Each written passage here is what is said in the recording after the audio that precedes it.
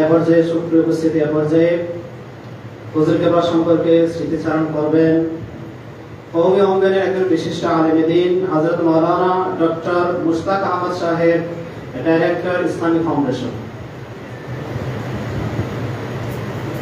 السلام عليكم ورحمة الله وبركاته.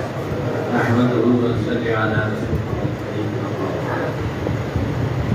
أعوذ بالله من الشيطان الرجيم. بسم الله الرحمن الرحيم. لئن شكرتم لأزيدنكم ولئن كفرتم إن عذابي لشديد. আমি প্রথমে আমার পরিচয়টা দিয়ে দিই। আমি এই মাদ্রাসা দারুল উলুম আসালিয়ায় 6 মাস লেখাপড়া করছি। আমার মাদ্রাসা জীবনের প্রতি সূচনাকালীন সময়, তখন আমার বাবা এই মাদ্রাসার সুপারিনটেন্ডেন্ট ছিলেন। এটা হইল স্বাধীনতার পরপরই আপনার 1974 সালে। এবং আমার কাছে তখন আমি মরহুম হযরত কেবলাকে দেখেছি, আমার কাছে ভালো লাগে। তার চেহারাটার মধ্যে একটা নিষ্পাপতার ছাপ সবসময় দেখা যায়। আমার এমন একটা মানুষ মনে হইতো আমার কাছে। এই জন্য আমি দরবারকে আমার খুব পছন্দ লাগতো। আমি কিন্তু কওমি পড়ুয়া এবং কওমিতে আমি পড়াই। দারুল দেওবন্দের ছাত্র। দারুল দেওবন্দের বেফাকে আমি ভালো রেজাল্ট করে মধ্যে একজন। আমি ফার্স্ট ক্লাস পাস ছিলাম দেওবন্দে, বেফাকে, ঢাকা ইউনিভার্সিটিতে, সব জায়গায় আল্লাহ শুকর। এবং তাসাউফের সঙ্গে আমার একটা সম্পর্ক। আমি যখন জিকির মুরাকাবায় থাকি, তো কবি কবি ইস দরবার মে ভি সায়র কিয়া জাতা হ্যায়। এটা একটা রুহানি। আমি এখানে বহুবার আসি, কাউকে কখনো পরিচয় দিই না। মনে হয় গত মাস 2 আগে আমি এখানে আসি। এখানে আমাদের জিয়ারত করছি। তো এখানে 3-4 জন পাইলাম। এদেরকে শুরু বললাম যে শাহ সাহেব আছেন কিনা, শাহ ইমরান আছেন।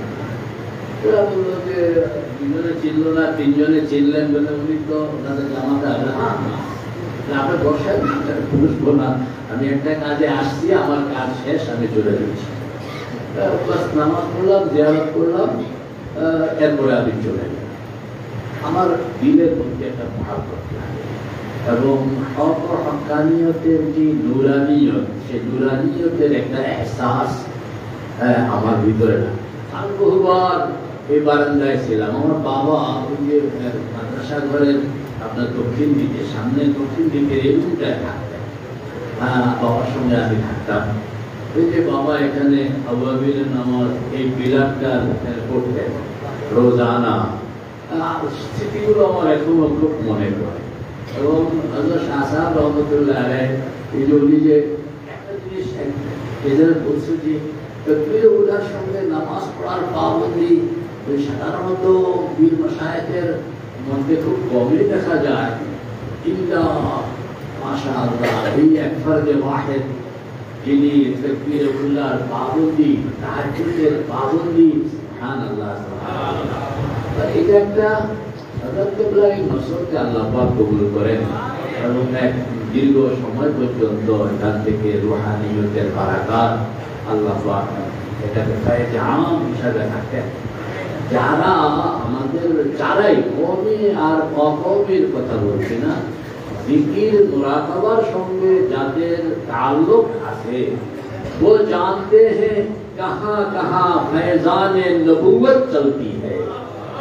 এরা জানে এবং এরা এলান করে ফিরে না এবং এরকম ভাবে মানুষকে খুব জানতেও দেয় না।